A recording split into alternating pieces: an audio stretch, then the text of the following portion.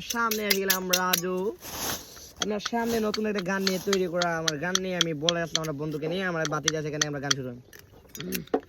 মধু কই কই আরে